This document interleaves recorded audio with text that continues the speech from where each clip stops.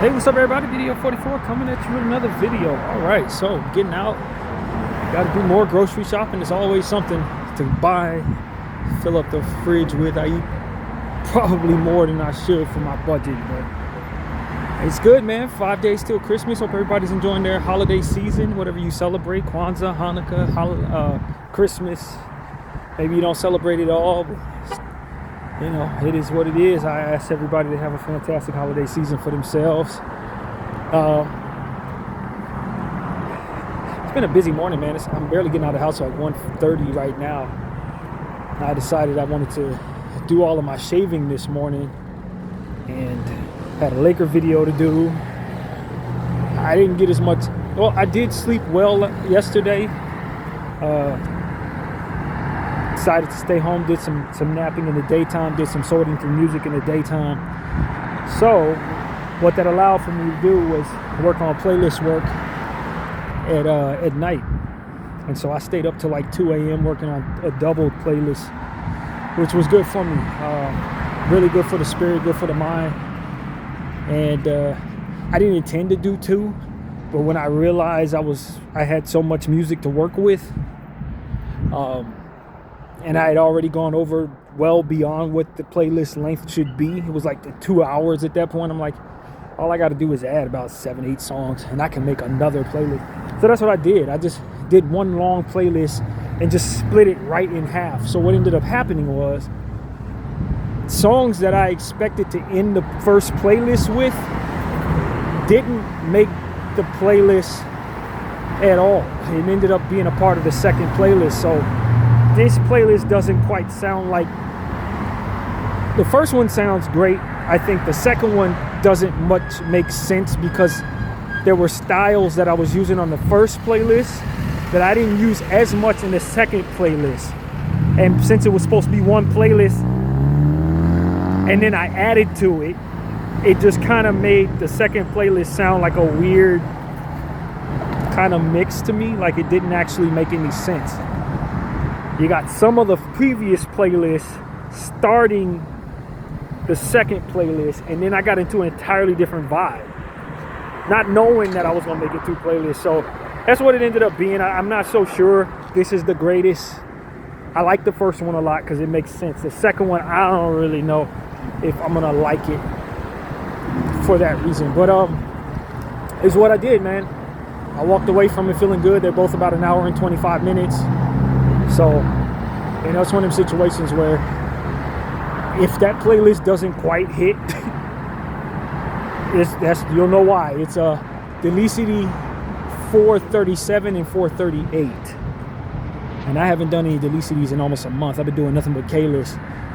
So this was a mix between R&B and alternative music. I got some Afro music in there, but it's really like a lot of different types of melodies that don't necessarily be correlated together. But and that's why that second playlist is gonna be a little weird because it starts off with some of that classic acoustic type sound, and then I get into like a sexy vibe with like Afro beats and nighttime R&B music. It don't make no kind of sense, but it blends well. And so I hope it sounds better than I'm expecting it to, but I don't expect Delicity 438 to be that great. I really don't. So we'll see. Maybe I do a little editing as well on that one. So yeah, man, all in all, I love the music, just not so sure it goes together. But yeah, man, I've experimented in the past like this before, and it worked out. So maybe this is the same. Maybe it'll be that. But it took about 3 hours to make, and I feel well rested. I don't think that I lacked in sleep. Slept pretty well. I woke up this morning and proceeded to just do everything I needed to do, and it was a lot. So I feel pretty good now. I'm ready to go do the grocery shopping Hollywood thing. It's gonna be a lot of heavy stuff I'm carrying back, so this will be good exercise. And then after I get home, eat and shower and be ready for the Lakers pretty much, because the game starts 7:30, so that'll give me enough time to do everything I got to do today. And that's pretty much it. You know, I feel good. overall, I watched the fight last night between, I'm not sure what that brother's name is, from Great Britain, and what's that guy? It's always fighting celebrities. Neither one of these dudes' names come to mind for some reason. But Jake Paul, and I honestly don't know what the brother's name is, but Jake Paul lost the fight, knockout. Jake Paul, I thought the way he approached it made a lot of sense. You're talking about somebody who's about, 4 inches taller than you, 40 pounds heavier than you, in excellent shape. Like, you had no business being in the ring with this person at all. And he ran a good portion of the fight, but his conditioning wouldn't allow him to keep that up. And as he started getting hit, he started to wear him down. But he had a strategy where he was going to fall to his knees every time he got close to the guy. He was going to try to grapple him and try to dance and grapple, and then when he get close, fall. But there were times throughout the course of the fight where, as he would fall to his knees, he was also taking body blows and head shots, and it started wearing him down. So yeah, that was bad. He broke his jaw in 2 places. That was crazy to me, man. Just seeing that particular shot, you just knew that he had broke that boy's face. He's not a real fighter, this Jake Paul. That's the problem with Jake Paul. He's not. He's coming into boxing being a pretty good fighter just in general. He's not somebody you want to walk into a street match with. But he started his boxing career late, man. And just like the commentator was saying, like, you are going up against people who've been boxing since they were 7 years old. So they're going to be inherently more conditioned and more experienced in some key areas that are very necessary in that sport. You really do want to start young if you're going to be a professional. You don't want to wait until you're in your early 20s, late 20s to start boxing and think you're going to actually really tear it up in that field. It's nearly impossible, based on what they were talking about, to really come in and be able to overcome people who've been fighting their whole lives. And you could be a good boxer, you can even know what you want to execute, but you're going up against people who've been conditioning for 20 years, 15 years. You're just not going to be able to keep up with their conditioning. It's impossible. Unless you have been conditioning in a different way. And even so, it doesn't match back boxing's conditioning. You want to be in boxing shape, and you want to have been in boxing shape for a long time to execute your plan. So I think if he had a better conditioned body and went up against a significantly less conditioned athlete, his strategy could have worked really well, but he couldn't keep it up. You got to really be able to move fast, dance, pop and run. And he did it a good job through two rounds, but afterward, he was worn down. All that falling and tumbling to the floor, all them antics, that wore him out too. I think if he would have did less of that and more running, he would have been able to keep up with what the strategy was. But all that falling, it takes a lot out of you. And it frustrates the fighter, so he's hitting you harder. And it got to a point where it was kind of like, all right, man, congratulations for going 6 rounds with this dude. But you're getting hurt in here now, man. And when he finally hit him with that jawbreaker blow, we all knew it was over. It was over before that, in my opinion. It started to become over when he started getting tired and he started getting hit in the head and stuff like that. I thought they could have called it because he was looking a little wobbly to me in the 5th round. But when that 6th round came around, he didn't have nothing left. Dude got him on the ropes and then popped him one good square one. Clean hit across the chin, boy. He broke that boy's jaw. It was hideous. And this is a heavyweight fighter you're talking about. This is not only a heavyweight fighter, but one who's significantly chiseled. Like, this brother, look, his shoulders, like, nah, you don't want to fight this dude. It was a bad fight for Paul, man. If you're gonna fight a professional, fight somebody in your weight range, man. You know, even professionals don't fight people who are 40 and 50 pounds heavier than them, 4 and 5 inches taller than them. That's bad going into the fight, no matter who you are. You know, that's why they have weight classes, because it's a very important aspect of being able to actually compete. You know what I mean? And you're a big guy, but This dude is like a football player, man. He's like, you don't want to fight against him, and the type of condition he was in. He came in completely chiseled. The only thing Jake Paul had on him was age. He's 8 years younger, but it didn't look like it. It didn't look like it at all. So I don't know, man. I didn't. As soon as I saw them come out, and they were showing the side by side, I was like, oh no, Jake Paul ain't got a chance. The only way this works out if homie decides to throw the fight. And a guy like this, based on what they were saying about him, he can't necessarily afford to lose this fight at all, because his career is going in a different direction, and he needs to get a win here. He wants a big fight. He needs to get a win here. So yeah, it was all bad, man. It was all bad. I don't know who. I mean, when it comes to Jake Paul fights, Jake Paul fight anybody for fun. But when you're going in against a real boxer who's in his prime, who has something to lose out there, who's trying to gain a big fight against a big name guy, you probably don't want to take that fight, man. You probably don't want to take that fight. And I know they made money off of that, but they've already made plenty of money off of fights. Jake Paul probably made over $600 million off of fights alone.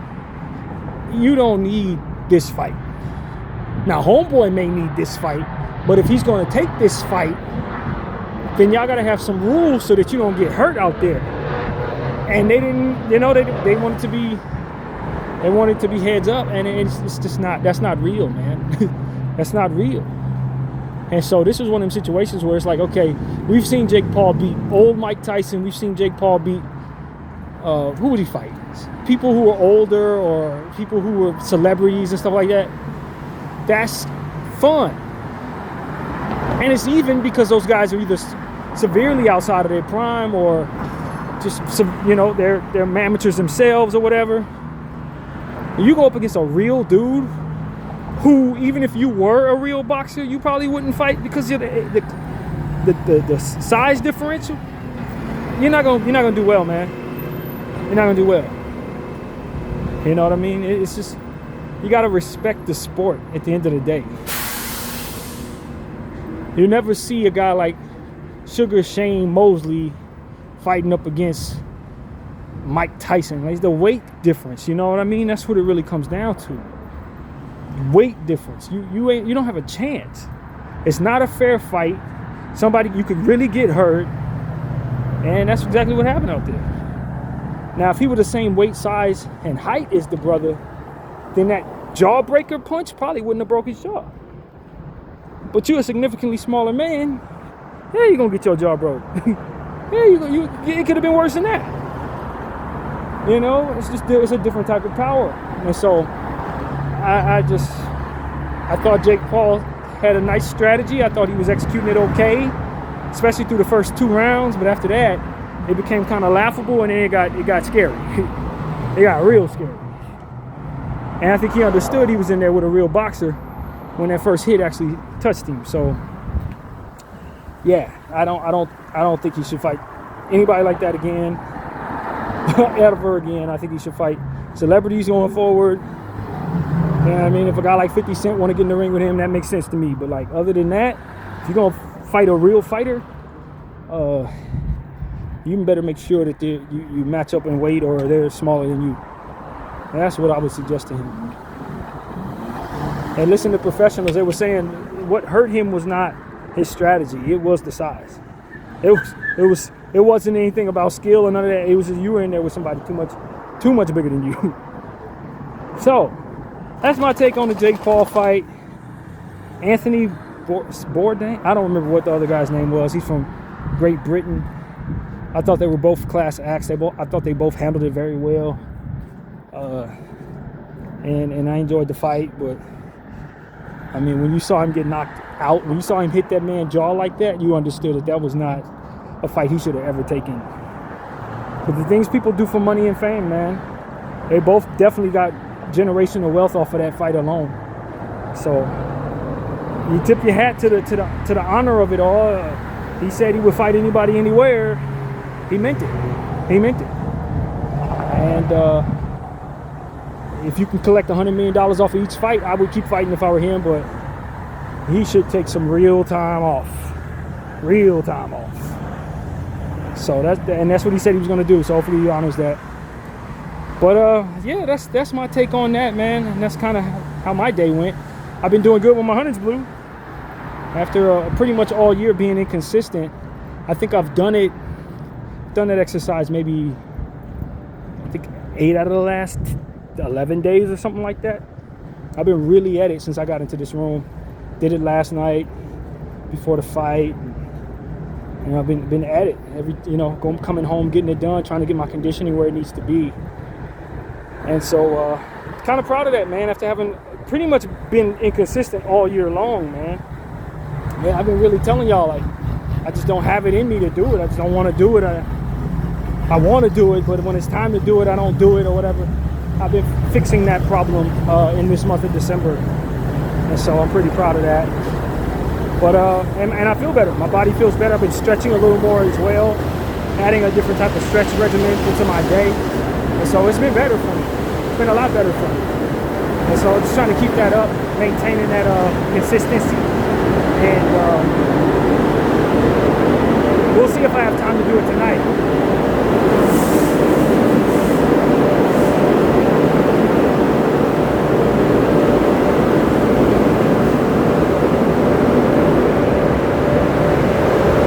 So yeah, man, that's really what's going on with me.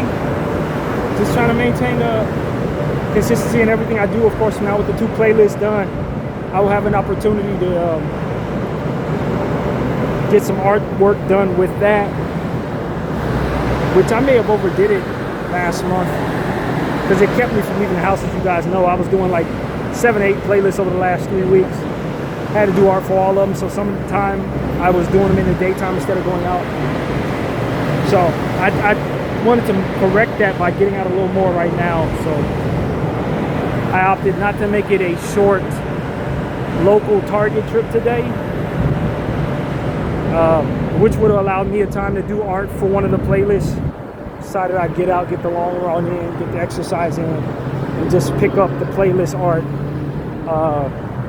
another day. I'm not really sure when my uncle's going to be in town. He might already be in town. I'm not really sure.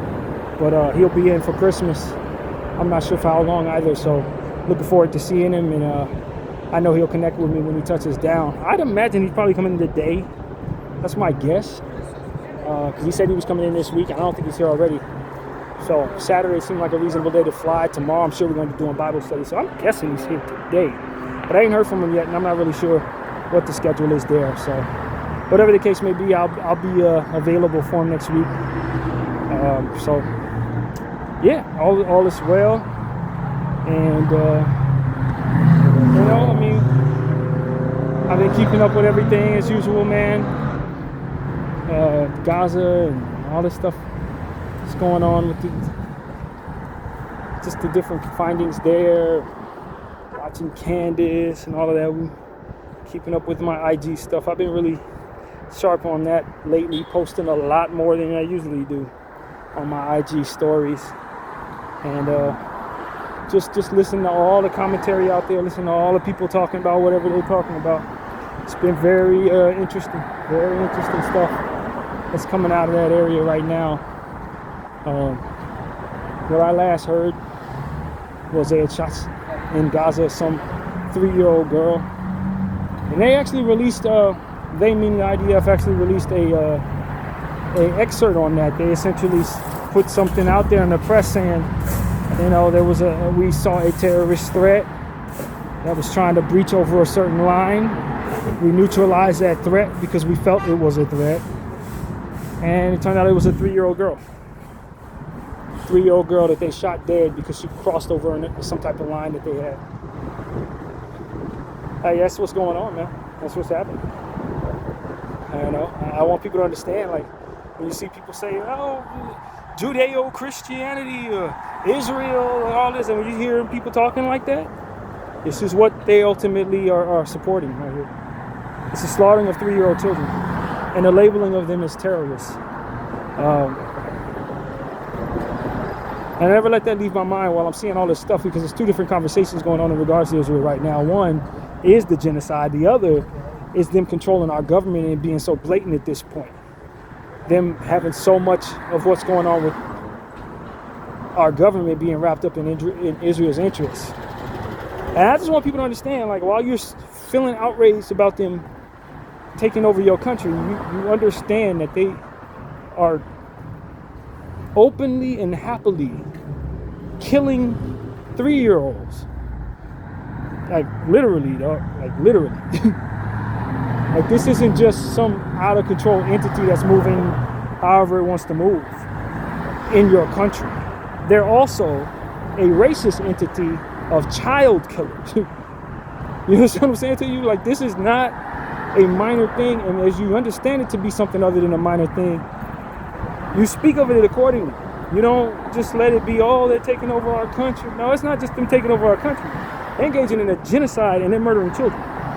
So as you find yourself offended by one, be offended by that more so, because that is what they really represent right now. That's what they're really doing right now. And that's what we ultimately will not allow ourselves to leave our minds and hearts, as we see so many influencers and celebrities and media personalities, etc., supporting them, trying to normalize them. You see them changing the words anti-Semitic, etc., to fit, holding them accountable for anything and everything that they do.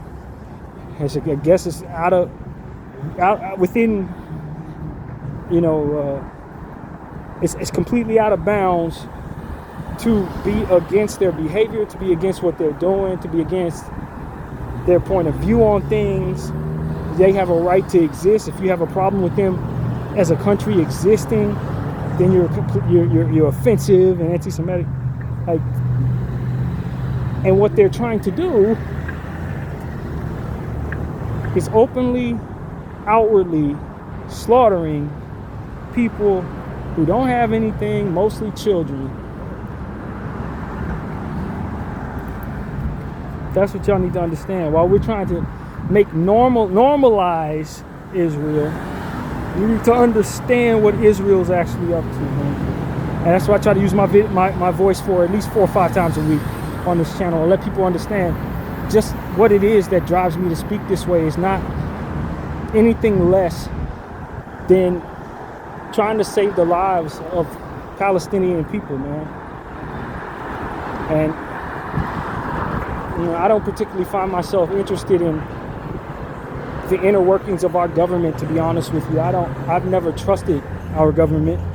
In my lifetime, our government has always been something to look at as an entity that looks to oppress and, you know, uphold wars and things like that. So whoever's controlling it never really meant anything to me. Like, to be honest with you, I was caught up in the nonsense as a young person, particularly when we saw an opportunity at a first black president. That was something to want.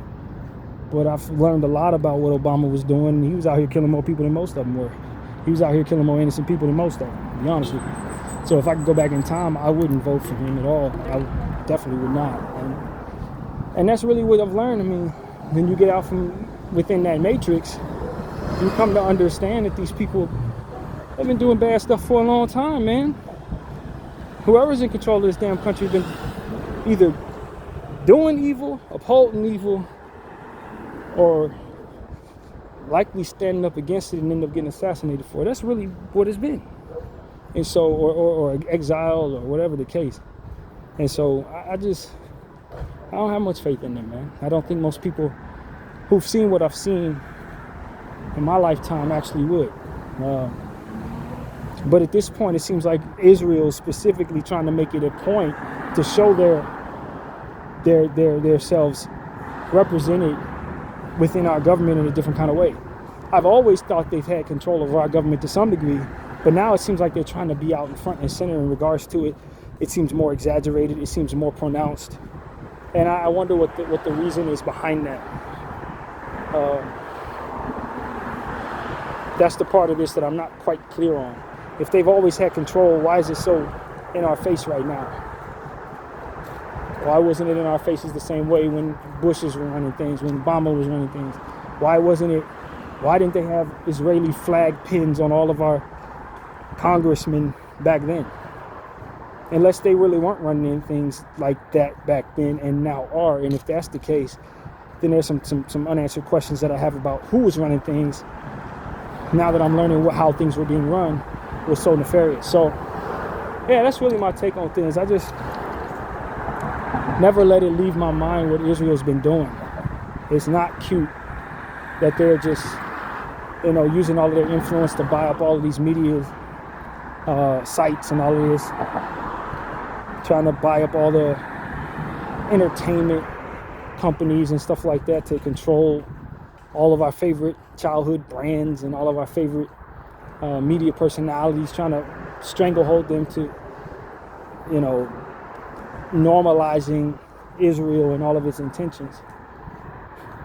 And I just think that they're really asking for it, man. They're asking for a massive, unprecedented revolt, chaos that they likely can do something with. If I'm not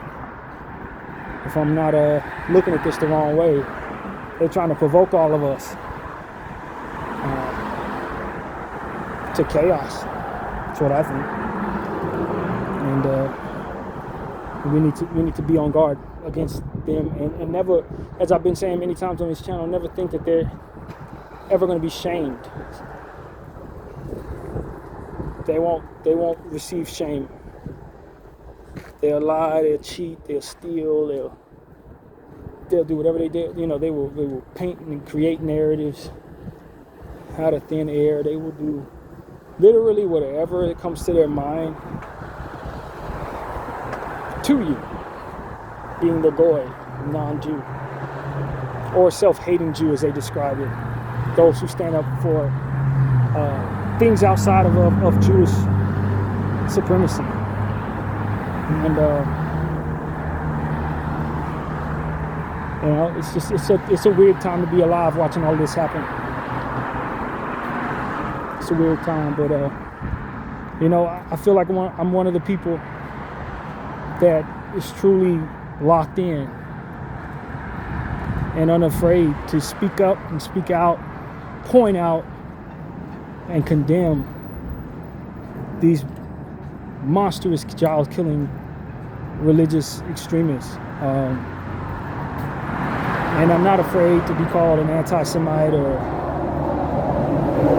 a Jew hater or whatever. That part doesn't scare me at all, because I know that these people are weaponizing Judaism to enforce the devil's intentions upon this earth in many ways. And that if I'm effective, I can raise not only awareness for what they're doing, but also for the humanity, and not only the Palestinian people, but in Jewish people, which is being snuffed out respectively, and making life harder for Jewish people and Palestinian people. They're making people hate Jewish people for reasons that don't represent their intentions. The people who actually represent Judaism and what they really stand for is not this at all. Their religion has been hijacked just like our country has been. And it's an evil infestation that has taken all of this over. And as I mentioned many times, it's a cancer, a human cancer that behaves as such. It literally behaves as such.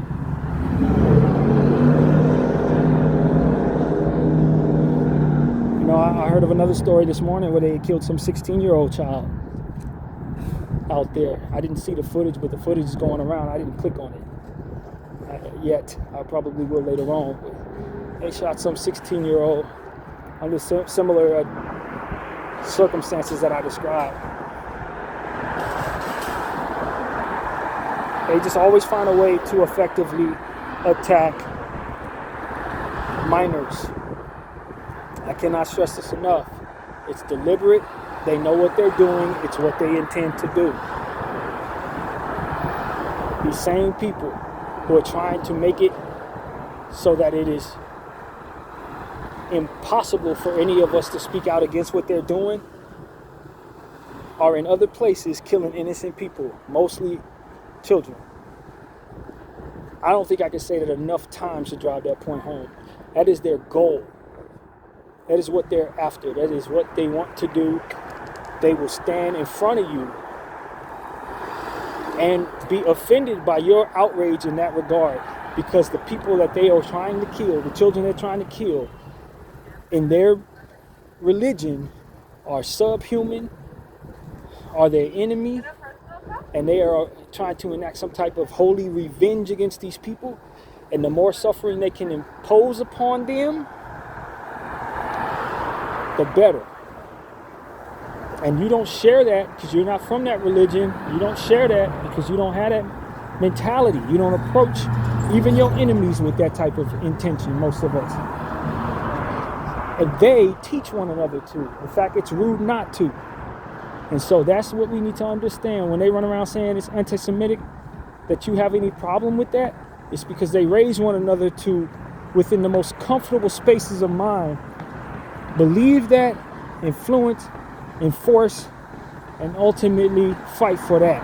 That is exactly what it is, so that they can continue to inflict suffering, pain, and instill fear into the minds of those that they deem the sons of Amalek. And there's not a child that they will allow to be considered innocent, and it is offensive to them that you would consider those children, sons of Amalek, innocent. They believe that they are evil, and evil that is, just like the word anti-Semitic, fully reformed as a word to fit their intentions and their desires and their will. So your description of evil may be the behavior they engage in. Their description of evil is whatever the sons of Amalek are doing. They could be, sitting down, eating dinner, and that's considered to be evil in their mind. And they have a right to disrupt that and bring it all to an end just because it's them doing it. If they're trying to enjoy anything, if they're trying to have any peace, if there's any degradation that would ultimately bring them to submission, they feel it's their pleasure and duty to inflict that on these people.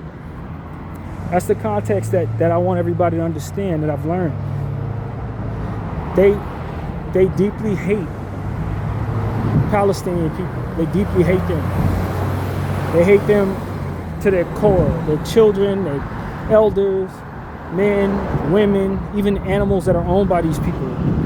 They hate it all very, very much, and try to be very unique in their infliction of the pain that they want upon those people. They try to be very, very creative and very, very demoralizing. If at all possible, they want to break these people, not only their bodies, but their spirits. They want to desecrate their remains and all of that. Like, this is a very, very intense, passionate, indoctrined loathing that they have pointed at these people. And let it not leave your heart that biblically, these Palestinian people, they are the descendants of Christ's lineage. Obviously, Christ didn't have any kids, but the people that lived amongst Christ, his family, his neighbors, the Palestinian people are direct descendants from the people of Christ. Direct descendants.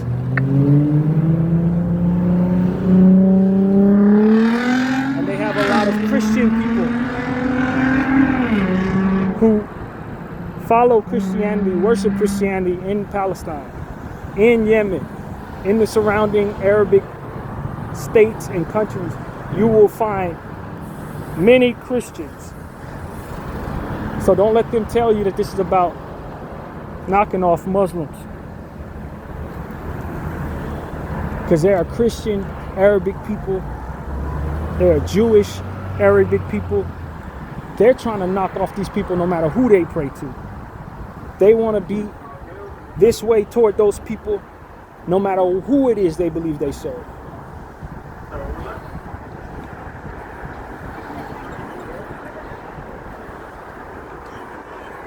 And so that's what I want to tell people. They're on this mission. And as I've said many times, they serve the devil. It's a Satanist entity. It follows all of the inner workings of what you would expect from the devil. And we've spoke on my position on that and how I felt about that and what I think they're doing in a lot of different videos here. And we talked about how they align with the devil and how everything that they do aligns with the spiritual energy of the enemy of God. I want people to understand that my position is so clear.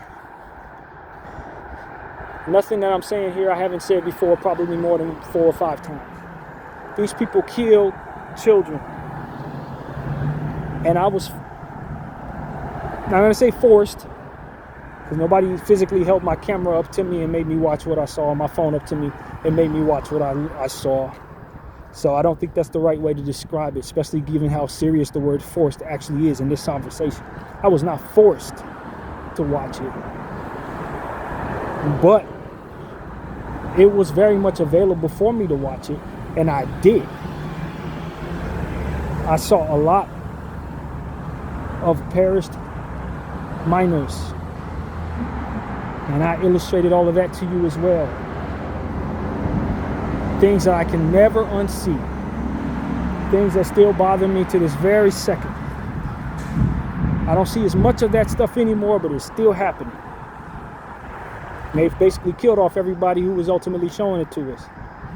And all the media people, all of the press members, they targeted those people to keep them from showing us the truth. But not soon enough for us to have not seen enough of the truth. I saw so much that they did, so much of the evil that they did to these people, man. So at this point, I really don't have much else to see that would inspire me any further. This is why I post so much, this is why I talk so much about it, it's why I really don't care what happens with myself in regards to being able to use my voice. They can't buy their way out of this in regards to me. There's not a amount of money that I would take from them to shut up or push their agenda. I am officially at war with this entity for the rest of my live long life, or until they're gone, whichever comes first. And I'm telling people this because there probably will be some consequences in the future. There probably will be some things that I have to face because of this position I take. But understand, that's really what it is for me. If you're going to stand next to me, do understand that I'm not going to be apologetic in my position. They take lives of children. And so because of it, I'm going to go on being as intentional as I can to raise awareness to what it is that they've done and to bring light to what it is that they stand for. I'm studying what they do and I'm reporting it back to you on my channel.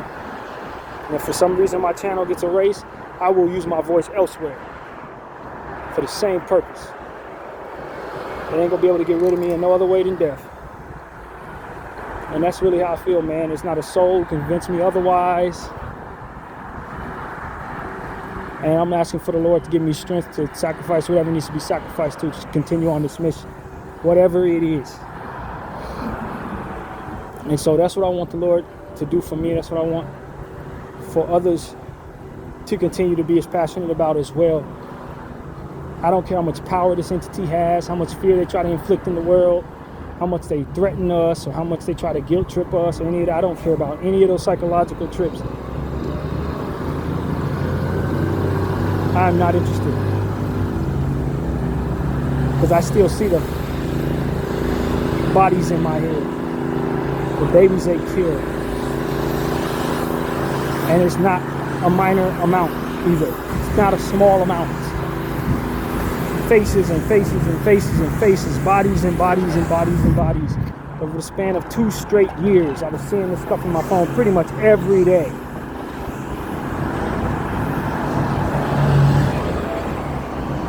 And then I furthermore watch them celebrate it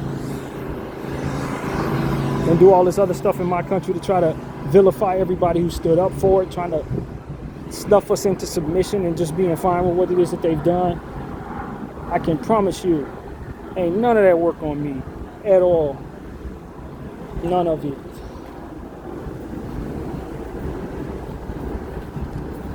And that's my point of view, man. I do not believe myself to be anti-Semitic because I don't believe the people who I'm speaking of are Semitic. I don't believe they're Semitic at all. And they are good Jewish people whom I definitely do not have bad thoughts for or bad intentions toward at all. The only question I have for them is, why did you allow it to get so bad? Why did you allow them to do the destruction that they did elsewhere, particularly to my people?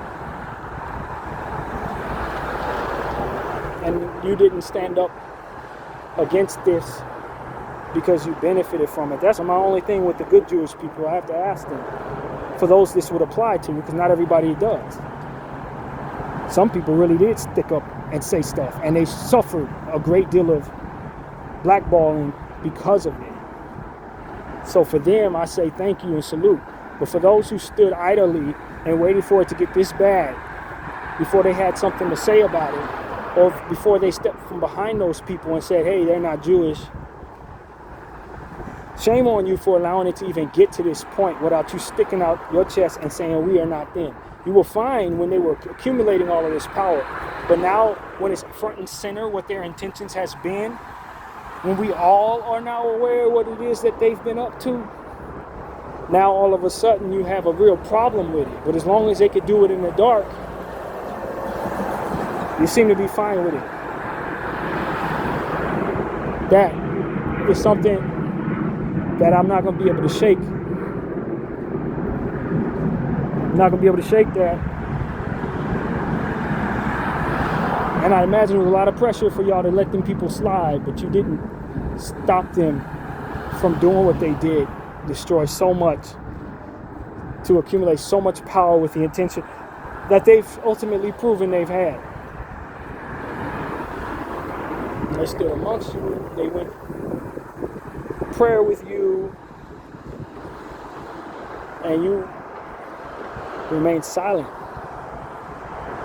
That, my friend, is something that I would hope to have not allowed to happen if it were to be my people that was influenced in this way by an evil entity like that. I'd like to think that I would step out and say, hey, look out. Hey, these people ain't us. Or something of that nature. And many of you did not. Many of y'all just walk quietly and let them people gain world domination while claiming your faith, and only now have something to say.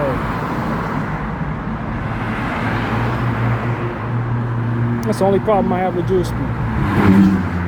It's the only problem I got. Other than that, I don't really have a problem at all. I think that anti-Semitism is not something to support. If you want to kill the good Jewish people because of what the bad Jewish people are doing, I cannot stand with you. I don't think that way. I'm not lazy-minded in that way. It's a lazy-minded way of thinking. That's an unwise and rather stupid way of approaching the world. And given the fact this is very much a spiritual war, I'm wise enough to know that you don't stand with the side that I stand with when you're intentional on wiping out good and bad people because they wear a certain hat or pray a certain way. You might as well line up with disease if you're going to do that. And so I'm not one of those people that's going to sit here and say, bomb all the Jewish people or whatever. No, I don't think that effectively describes what I believe is right. If my frustration is with the mistreatment and the killing of children, then I don't think the solution that I need to be searching for involves doing the same. That's really what it comes down to. I have no interest in annihilating Zionist children or anything like that. I don't believe I know what a child's going to grow up to be, and I believe I can influence a child to think differently.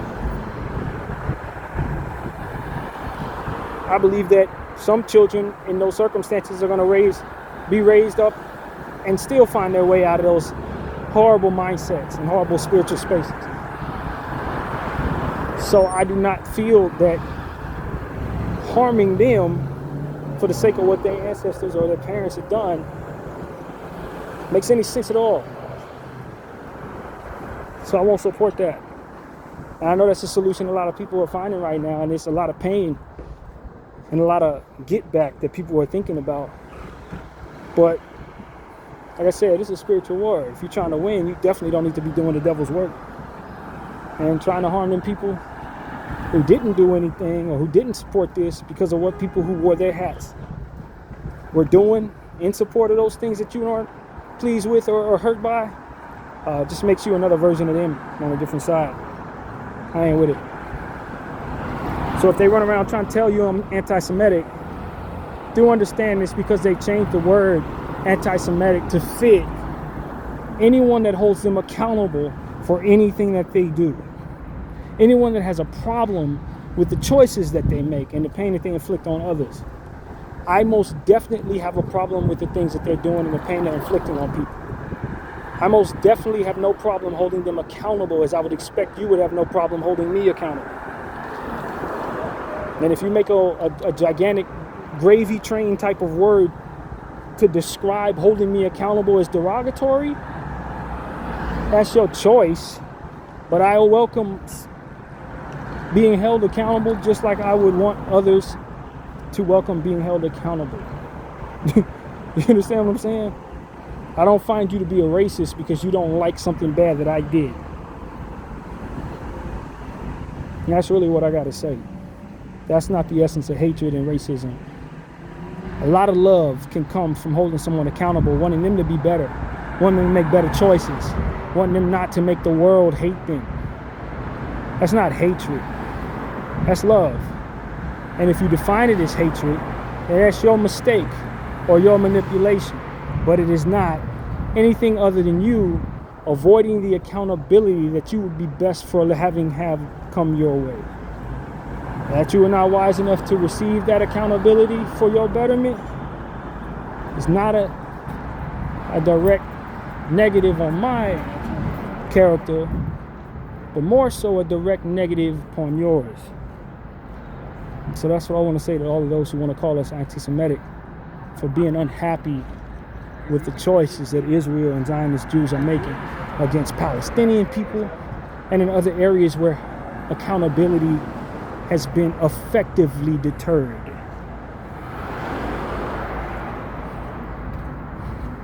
I tell you right now, I think that accountability is what's ultimately for their betterment. That the hatred that they ultimately are saying they don't want is the very hatred that they're ultimately welcoming by avoiding the wisdom that comes with that accountability. Being unapologetic in certain behaviors that the world would consider to be evil is why they got so much hate pointed in their direction. It's why so much negativity is being pointed at their name. It's why they're being shunned in the way that they are by the world. And that they think they're better than everybody in the world, it's going to further drive them away from it. And that is their problem. That is their problem. That they won't allow any of us to be a solution for.